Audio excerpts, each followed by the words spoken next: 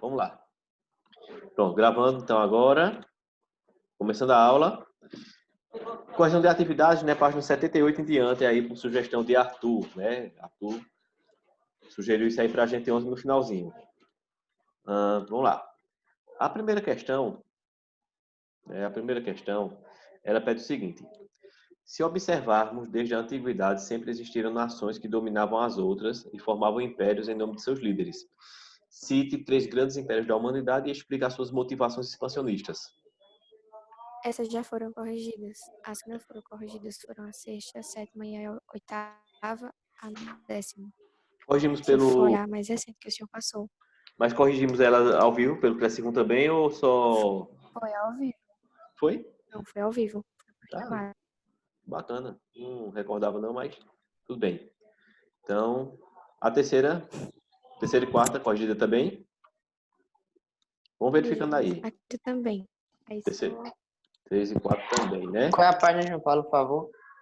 Estamos indo já para a página 70 e... 7 e 8. 7 e 8, né? Eu tenho até feito uns enfeitezinhos aqui, ó. Na verdade é parte colonial, né?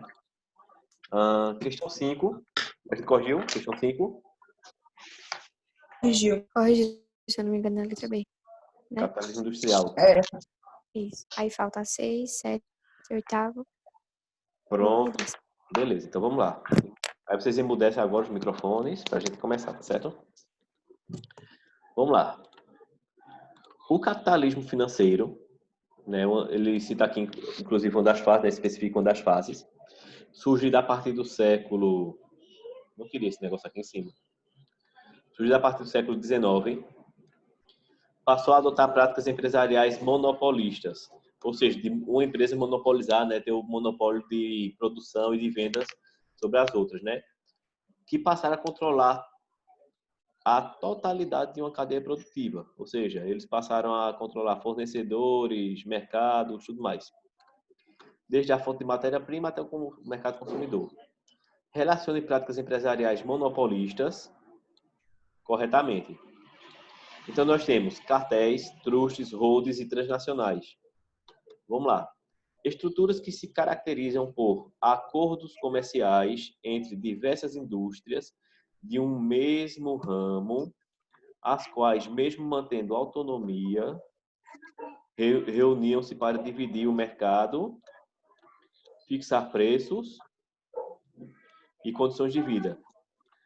Que tipo de empresa segue essas características aí? Que tipo de conglomerado? Eu botei cartéis. Cartéis, vamos ver? Exatamente. Tradicionais, eu botei. A primeira são cartéis, tá certo? Porque elas são o seguinte.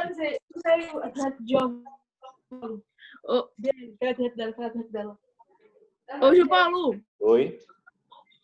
a internet de Giovana caiu. Certo. Ok. Vamos seguindo? Então, assim, gente, essas empresas são empresas do mesmo ramo, por exemplo. Se forem empresas financeiras, são várias empresas financeiras que se reúnem. Se forem empresas do ramo de alimentos, várias empresas do ramo de alimentos que se unem, tá certo? Para controlar o mercado, aquela coisa toda. Eu falei para vocês já que não é bem legalizado, né? Pessoal, é preciso microfones mudos, tá certo? Tem alguém aí? Pronto. Silenciei aqui. 2. Empresas com atuação mundial de capital aberto. Seria que tipo de empresa? Transicionais. Transnacionais, exatamente, né? Elas têm atuação no mundo todo, né? Coca-Cola, Honda, LG, Nokia mais não, né? Nokia já... Google. Né? Google, exato. Ó, gigantescos conglomerados empresariais formados a partir de fusão de empresas e setores diferentes. Seria o quê?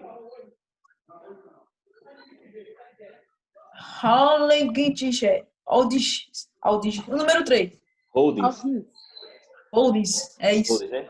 Gente, ó, observa sempre a diferença, tá certo? Cartéis são empresas de um mesmo ramo.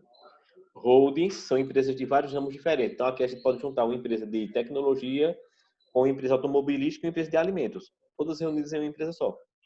Tá certo? E só vai sobrar, né, trusts, que nada mais são que o quê? Empresas de um mesmo ramo, o que é um trust, né? Empresas de um mesmo ramo que se fundem, né? Ou seja, se reúnem em uma única estrutura para controlar a produção, distribuição das mercadorias, regula a oferta de bens, estabelece os preços de acordo com seus interesses. Vamos seguindo? Questão 7. Essa questão 7 vocês vão ter que fazer o seguinte: a gente tem aqui uma série de práticas capitalísticas neoliberais, tá certo? Aliás, uma série de práticas capitalistas, e a gente vai ter que diferenciar qual é uma prática do keynesianismo e qual é uma prática do neoliberalismo, tá certo? Então vamos lá. Protecionismo econômico é neoliberal ou é keynesianismo? Eu botei neoliberalismo. Também. Neoliberalismo. Certo. Protecionismo econômico, gente, é uma característica... Opa, cadê, meu Deus?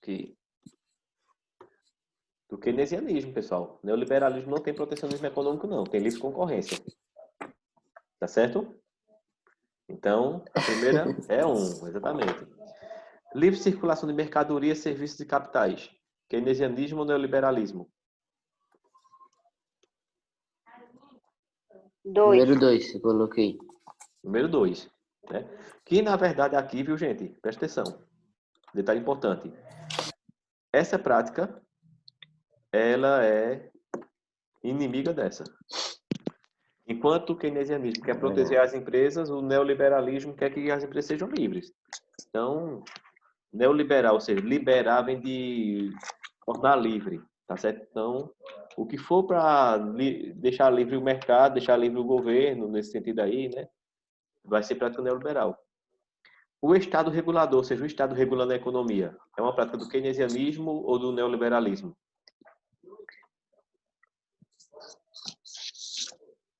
Número 1. Número 1.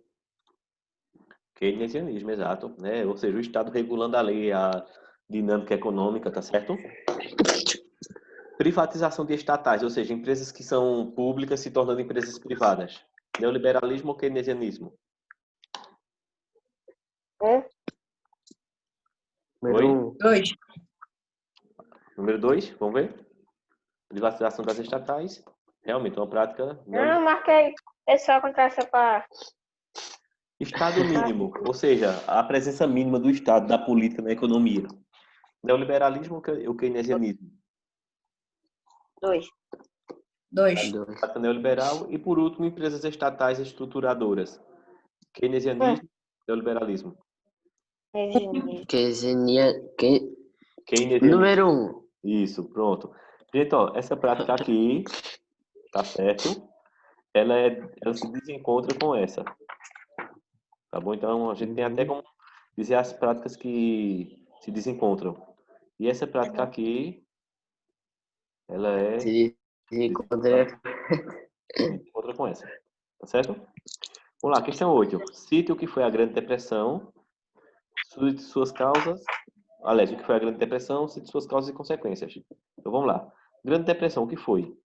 Foi uma maior crise do sistema capitalista, né? Isso aí é uma resposta geral, mas aí vocês tentam adaptar, tá certo? E não se preocupem em copiar agora, porque depois o slide vai para vocês lá no Classroom, tá bom? Depois eu vou mandar isso para vocês lá no Classroom.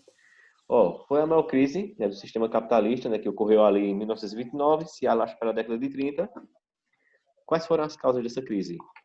Redução de exportação, tá certo? Então, a Europa tinha acabado a guerra lá na Europa, então a Europa não estava incentivando as empresas locais, então os Estados Unidos não estavam conseguindo exportar mercadoria para a Europa, então redução das exportações, excesso de estoque e baixa de preço.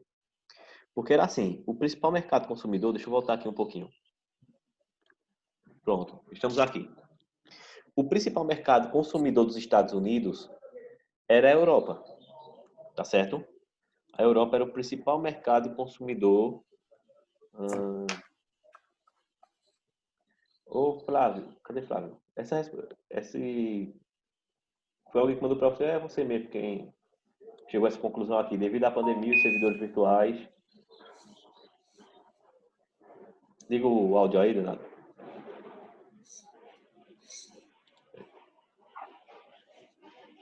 Flávio? Oi.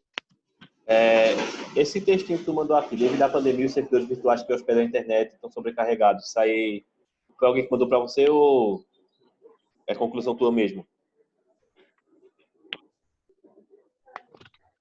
O quê? Ah, do texto. Sim, que tu mandou aqui no chat. Eles estão falando sobrecarregado devido ao uso. Ah, Entendeu? entendi. Ah, sim, tem fundamento. Muita gente usando. É verdade, é. Tem Aí fundamento, fica realmente. sobrecarregado. Pronto, beleza. É bom a gente saber. Valeu. Valeu. Aí, vê só, gente. Voltando aqui. O principal mercado consumidor dos Estados Unidos era a Europa. Só que com o fim da guerra, a Europa vai tentar estruturar as empresas internas, né, ali do próprio continente, e vai parar de comprar mercadoria dos Estados Unidos. Então, as indústrias tinham grandes estoques, os preços caem, as empresas passam a ter prejuízo. Tá certo? Então, essa foi a causa, né, da Grande Depressão, essas foram as causas da Grande Depressão. E quais vão ser as consequências? Quais vão ser as consequências? Ali, ó. Desvalorização das empresas norte-americanas, queda da Bolsa de Valores de Nova York e falência de milhares de empresas, além, né, de uma taxa de desemprego aí de 30%, ou seja, um desemprego em massa lá nos Estados Unidos. Tá certo? Vamos continuar para a gente... Alguma dúvida, gente? Alguma pergunta até agora?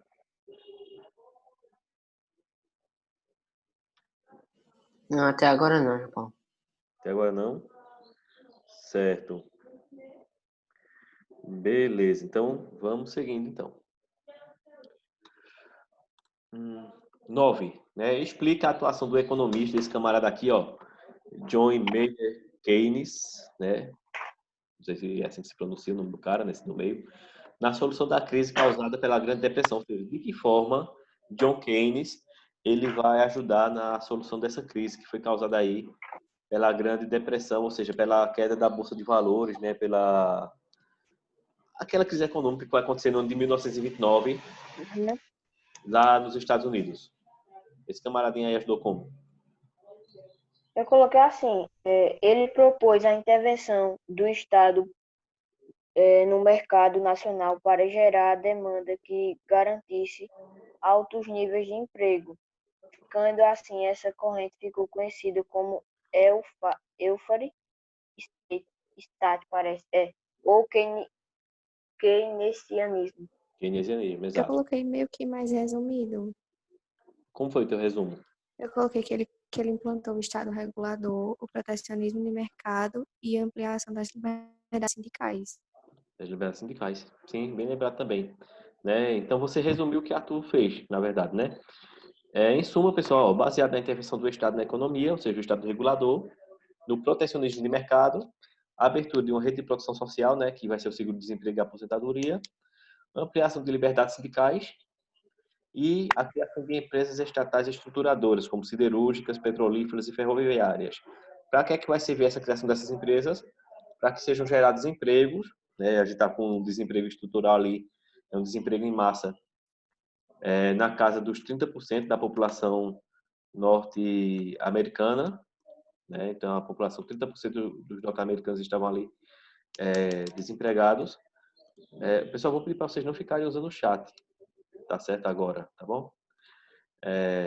Você tinha 30% ali de desemprego, então ele disse o seguinte, ó, vamos fazer o seguinte, vamos dar uma intervenção aqui na economia, eu vou mostrar um quadrinho para vocês daqui a pouco que explica isso, tá certo?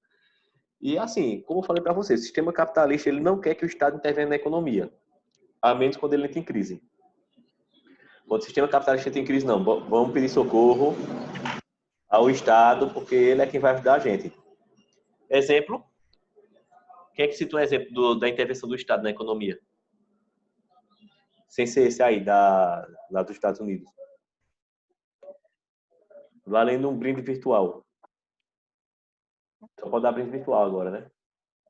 Ah, Você não consegue lembrar nadinha.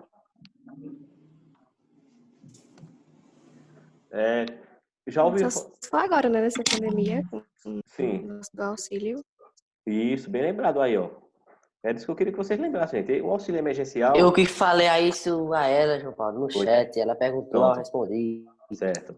Gente, ó, o auxílio emergencial, né, que está sendo enviado aí pelo governo, né, principalmente para os profissionais autônomos, né, que estão sem trabalhar durante esse período, e também para algumas empresas que acabam aderindo a ele, é um exemplo de intervenção do Estado na economia, tá certo? Então, o Estado está vendo ali a situação. Cara aí. Oi, Arthur. Tô vendo que eu uma aula, doido. Peraí. Então, assim, o Estado... Oi! Tá, não, ele saiu com a minha mãe.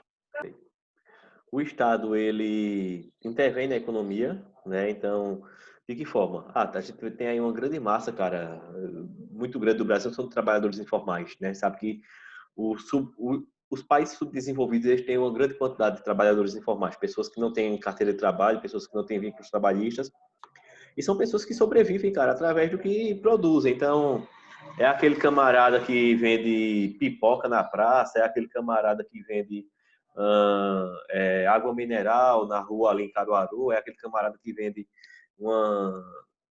um peixe na praia, alguma coisa que seja. E essas pessoas não têm uma renda fixa. Então, devido a isso, o que é que o governo faz? O governo manda, né, o que chama-se auxílio emergencial, para acontecer duas coisas. Primeiro, se o camarada não ganha dinheiro, ele não consome. Se ele não consome, a cadeia produtiva acaba sofrendo. Então, a gente dizer que o Estado não deve intervir na economia, a gente está querendo cometer o suicídio da própria economia, em outras palavras. Por quê? Porque imagina se não tivesse esse auxílio emergencial. Ia ter muita gente passando fome, e além de ter muita gente passando fome, ia ter muito mais pessoas desempregadas. Porque os mercados não iam ter que comprar essa mercadoria, iam fechar e, logicamente, iriam acabar ali demitindo, né? A venda dos supermercados iriam cair bastante, né? As vendas nas farmácias. Ou seja, nós teríamos aí uma série, na verdade, de pequenos e grandes comércios, né, que poderiam estar entrando em crise, tá certo? Não sei se o senhor viu que o dono da Havan teve o auxílio emergencial aprovado, o nome dele. Ele é trabalhador informal. Aliás, informal não, né? Ele não Ele tem, tem direito, né? ele não tem carteira de trabalho, né? Entendesse? Entendesse? Assim, é um tanto injusto, né? Se bem que aquele velho da Havan, ele é meio caloteiro. Eu não topo muito com a cara daquela criatura, não. Né? Eu não sou muito chegado naquela criatura ali, não. Mas vamos lá, vamos voltar aqui, ó. Deixa eu mostrar uma coisa para vocês. Pessoal, ó, um resumo das teses keynesianas e das teses neoliberais para a gente entender. Primeiro, o keynesianismo, ele pede, né, intervenção do Estado na economia. O neoliberal, menor intervenção do Estado na economia. No keynesianismo, menos concorrência. No neoliberalismo, mais concorrência. O que, em minha opinião, é muito positivo. Eu amo concorrência, cara. Concorrência é a melhor coisa que tem. Tu vai comprar uma televisão em Caruaru num sábado de manhã, do dia que tu juntasse o ano todinho, vai no Magazine Luiza, a televisão custa 1.300. Atravessa a rua, vai na Ricardo Eletro, tá por 1.200. Quando tu leva o preço de um para outro, um começa a queimar o preço do outro, o outro dá um brinde, né? Tu ganha a televisão e ganha mais uma latinha de Coca-Cola. Então, assim, tem uma série de coisas que a concorrência, ela favorece. Tá certo? O keynesianismo ele pede uma nacionalização das empresas, enquanto o neoliberalismo pede privatização. No keynesianismo, maior controle de despesas públicas. O camarada que fez isso aqui colocou controle, vê que onda. Não sei se ele está certo ou errado, depois a gente só pede socorro a João. E, na tese neoliberal, maior controle de despesas públicas, né? Então, as despesas públicas que sejam controladas. Estimulação do emprego no setor público, pelo keynesianismo.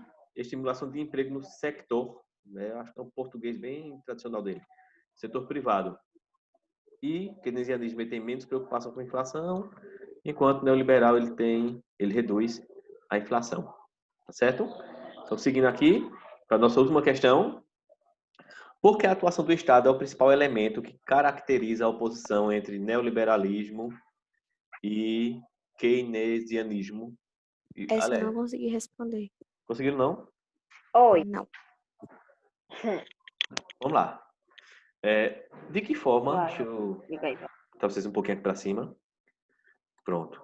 Deixa eu pegar aqui minha canetinha vermelha agora. Ó, vamos lá entender. Porque a atuação do Estado é o principal elemento que caracteriza a oposição entre o keynesianismo e o liberalismo clássico. Vamos entender? Ó, o capital keynesiano era contrário às ideias do liberalismo clássico, por entender que... Por que há essa oposição? Essa oposição acontece porque a economia, segundo o keynesianismo, não era capaz de se autorregular, Então tá certo. tornando o Estado, assim, uma peça fundamental nesse contexto. Observa agora, gente. Vamos entender o seguinte. Esse cenário de pandemia que a gente está vivendo, se não fosse o Estado para mandar esse auxílio emergencial, quer dizer, a própria economia não ia Eu conseguir. coloquei assim. Oi. Pode falar. Porque, ao contrário do keynesianismo, o liberalismo defendia a ideia de que o mercado se ajustava de forma independente sem a ajuda do governo. Isso, justamente. Ó, eu até brinco, sabe? Eu costumo dizer que tanto keynesianos quanto o que diferencia um keynesiano de um neoliberal é a língua portuguesa. Vê só. Dá uma olhadinha aí. Aí o camarada dele é neoliberal. Aí ele diz assim: basta a intervenção do Estado na economia. Ou seja, ele deu aqui, ó, ele parou aqui, basta. Ou seja, não existe, não tem que parar a intervenção do Estado na economia. Mas por que ele diz isso? Olha o gráfico aqui atrás, ó. A economia estava o quê? Subindo. Subindo. Quando acontece o contrário, quando a economia começa a crescer, os sinais de pontuação somem e o camarada diz o seguinte: ele já abranda, baixa a intervenção do Estado na economia. Ou seja, o primeiro discurso radical, né? Quando a economia está em alta, a economia está crescendo, se desenvolvendo, né? O camarada bem bravão aqui, olha a expressão facial do cara, né? Não, basta, o Estado não deve intervir na economia, né? A economia tem que se autorregular. Quando a economia começa a declinar aqui, ó, quando vem a crise, quando vem as pandemias da vida, quando vem as crises de bolsa de valores, as crises econômicas, aí ele já abranda um pouquinho, já fica com aquela carinha de coitado e diz lá, ó, Me lasquei. olha, basta a intervenção do Estado na economia, fica tudo tranquilo, tá certo? Já muda o discurso, né? Gente, vê só. Agora eu vou fazer o seguinte, eu vou... Aquele costume, né? Dividir, né? Eu vou gravar essa aula de agora, né? Essa correção para mandar para vocês lá no Classroom. E a gente vai mandar um novo link para que venha uma nova aula, tá certo? Para a gente começar de novo, já para entrar no assunto novo, tá bom? Então, é só o tempo de conversão, daqui a pouco chega para vocês o vídeo, tá certo? Chega o link.